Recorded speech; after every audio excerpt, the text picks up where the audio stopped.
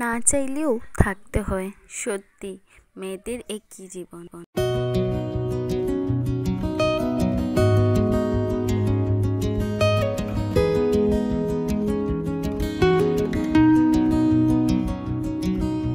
Hello everyone, welcome back to my channel Ruby Sunny blogs. আসামের ছোট্ট একটি সোনাই শহর থেকে আমি হলাম গিয়ে রুবি। আমার চ্যানেলে তোমাদের সবাইকে আরও একবার স্বাগত জানাই।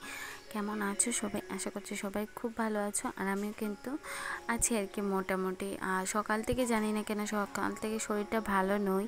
আর ওই যে দেখতে পাচ্ছ, ঘুম থেকে উঠে দরজাটা খুলেই দেখলাম এই আমাদের বিল্লি মশি, একদম পুষি সোনা একটা, সে এখানেই শুয়ে আছে। তো বাইরে হচ্ছে বৃষ্টি, তো বৃষ্টির কারণে ওকে আর তুললামও না। যাই হোক, তো তারপর সকালবেলা যেগুলি কাজকর্ম থাকে ওইদিকে চা বসিয়েছি, ওইদিকে ডাল বসিয়েছি, কারণ 7:30টার সময় আমার স্কুল।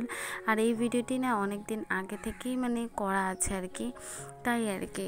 তো ভাবলাম যে তোমাদের সাথে চলো শেয়ার করি। আর হ্যাঁ বন্ধুরা, সত্যি কথা বলতে ভিডিও টাইটেল এবং থাম্বনেল দেখে তোমরা বুঝতেই পেরেছো, সত্যি মা মা ও মা, সত্যি আমি শ্বশুরবাড়িতে ভালো নেই। হ্যাঁ, কথাটা কিন্তু কি বললাম বলো তো? হ্যাঁ, হয়তো আমরা মুখ ফুটে বলতে পারি না, কিন্তু প্রতিটা মেয়ের মধ্যেই একটা না একটা মানে সেই বিষয়টা আছে। হ্যাঁ, মুখ ফুটলেও কিন্তু বলা যায় না আমরা কিন্তু সেটা বলতে পারি না। তো জানি না, এই থাম্বনেলটা হয়তো বরমশাই যদি আমার দেখলে হয়তো ভীষণ রাগারাগি করবে। তো যাই হোক, ভাবলাম যে নিজেরও তো একটা চাহিদা আছে, আর সত্যি খুলে বলতে ইচ্ছে করে যে মা ও মা, আমি কিন্তু একদমই শ্বশুরবাড়িতে ভালো নেই।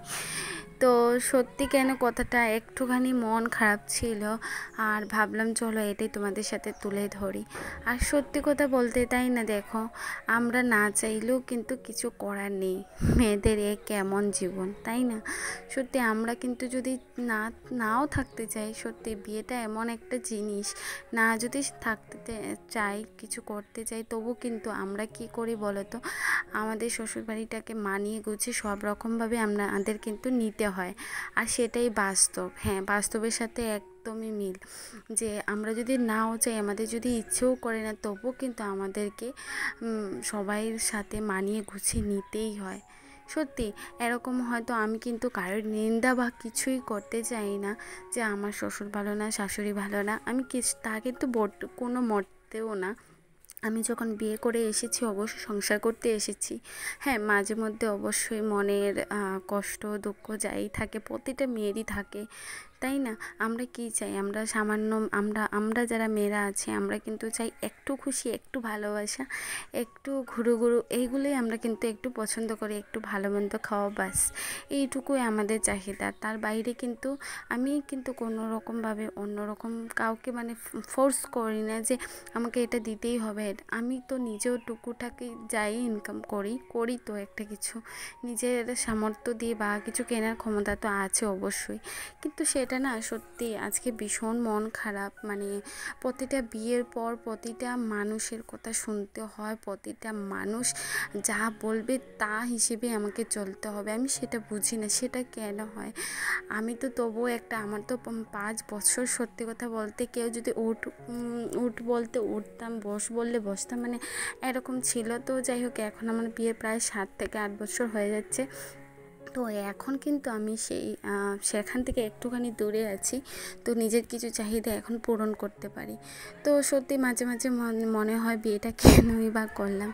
তো কিছু করার নেই, আমরা মেয়েরা এরকমই। সত্যি মেয়েদের জীবনটা না, বিশ্বাস করো বন্ধুরা, যাদের ভাগ্য ভালো ওদের তো সত্যিই ভালো, আর যাদের খারাপ ওদের তো কিছু করারই নেই। আর আমার আগেই তোমাদের অনেক ভিডিওতেই বলেছি, আমার ছোটোবেলা থেকেই আমার কপালটা খারাপ, তার জন্য মানে যেদিকে যাই সব দিকটাই অন্ধকার হয়ে যায়।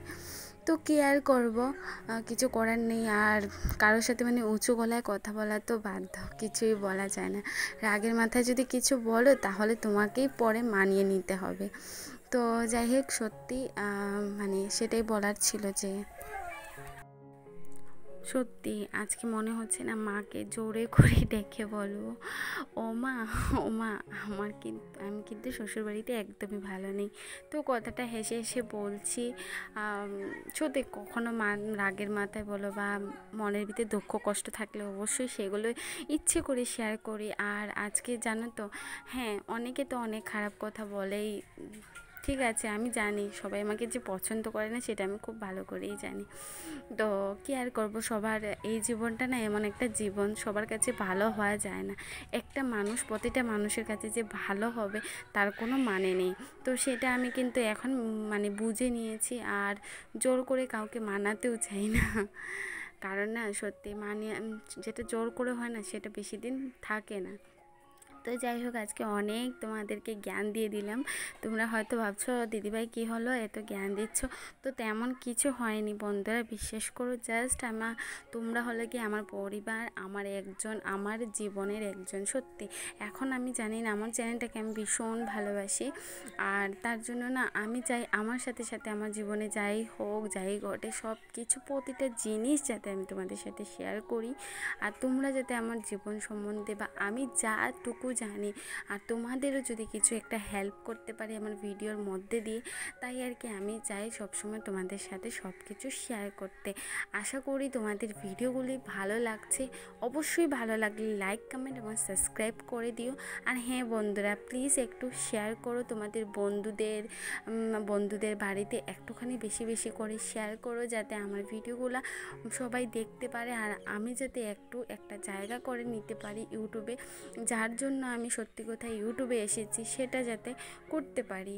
তো দেখো বন্ধুরা, আজকে না অনেকটা রাত্রে হয়ে গেছে, 9:30 বেজে গেছে। আমার বরমশাই মাছ মানে এগুলো আনতে দেরি হয়ে গেছে। তো একটু বুদ্ধি করে না মানে 2টা কড়াই বসিয়ে দিয়েছি। ভাতটা তো অলরেডি আগে রান্না করে ফেলেছি। আগে প্রথমে সব মাছ ভাজা না করে জাস্ট তরকারির মধ্যে দেবো বলে 4 পিস মাছ আগে আমি কিন্তু ভাজা করে নিচ্ছি, কারণ ভেবেছি ওইদিকে তরকারি বসাবো আর মাছ 4 পিস ভাজা হয়ে গেলে এগুলো তরকারির মধ্যে দিয়ে দেবো। তো দেখো বন্ধুরা, সেই বুদ্ধিগুলো সত্যি আগে কখনোই হতো না, এগুলো ভাবতামও না। বিয়ের আগেও তো আমাদের বাড়িতে কাজ ছিল না বলো তো, বাবার বাড়িতে, কিন্তু তখন কিন্তু কিছু করতেই হতো না, তাই না? তখন মা বলতো না থাক, আমি করে নেবো, মানে এরকম। এখন যতই কাজ করি না কেন সেই কাজগুলো কারোর চোখে পড়ে না। সত্যি কথা বলতে ভীষণ খারাপ লাগে। তো কিছু করার নেই, যা আছে তা নিয়েই থাকতে হবে। আর এখানে চিনার কেটেছি, তো এটা দিয়ে আলু দিয়ে রান্না করব। তো যাই হোক, আর তোমাদের কেমন লাগছে আমার ভিডিওগুলো অবশ্যই জানিও। আর হ্যাঁ, আমি সুন্দর করে বা এত কিছু করে ভিডিওটা দিতে পারছি না কয়েকদিন থেকে, কারণ ভীষণ প্রবলেম, আর আমার শরীরটা আজকে ভীষণই খারাপ। আসলে কি হয়েছে জানো তো, মাথাটাও ঘুরছে, তারপর শরীরটা সকাল থেকে পেট ব্যথা করছে, গ্যাস হয়ে গেছে, খাওয়া দাওয়া কিছুই ভালো লাগছে না। তো তারপর যাই হোক ওইদিকে রাতে রান্না করলাম, কিন্তু সকালবেলা তোমাদের সাথে আবারও দেখা করব আমি। হ্যাঁ বন্ধুরা, আর সব দিকে মানে এত ঝড় বৃষ্টি, সত্যি আমাদের ওইদিকে তো অবস্থা খুব খারাপ, মানে ফ্লাড হয়ে যাচ্ছে এরকম।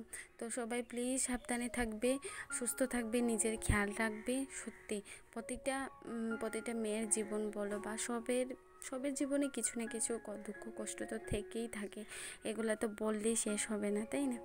তো যাই হোক, আর কি করব, সংসারটাকে আগলে রেখে নিয়েছি। এবার দেখা যাক কি হয় আর কতদূর যেতে পারি। সত্যি একবার চিৎকার করে মনে হয় যে বলবো, ও মা আমি শ্বশুরবাড়িতে ভালো নেই। তো যাই হোক, বলে দিলাম, আজকে হালকা লাগছে অনেকটাই। তো যাই হোক, কথাবার্তা বলে পরের দিন সকাল হয়ে গেল। পরের দিন সকালবেলা এখানে কারকোল বেগুন নিয়ে নিয়েছি রান্না করব বলে, আর একটু না কাপড় গুছাচ্ছিলাম। আর ওইদিকে দেখো ছোট মাছগুলো ভীষণ ভালো লাগছিল দেখতে, আর আমার জন্য তো কিছুই ভালো লাগছিল না। ওইদিকে ঘর গুছাচ্ছিলাম, আর ঘর গুছাতে জানো তো হঠাৎ করে মাথাটা এতটাই ঘুরছিল আমার। আর মাথাটা যখন ঘুরছিল তখন কিছু আর না করে বিছানাতে এসে হুট করে শুয়েছিলাম। আবার মনে হলো এত কাজ পড়ে আছে, কে করবে? তো দেখো এই যে কি বলবো, আক্তার না আমার ছেলে এগুলো ফটো তুলেছে জানো তো। যাই হোক, কেয়ার করব। আজকের মতো ভিডিওটা শেষ করে দিলাম। ভালো লাগলে লাইক এবং সাবস্ক্রাইব করে দিও, আর নতুন বন্ধুরা প্লিজ চ্যানেলটিকে সাবস্ক্রাইব করে দিও।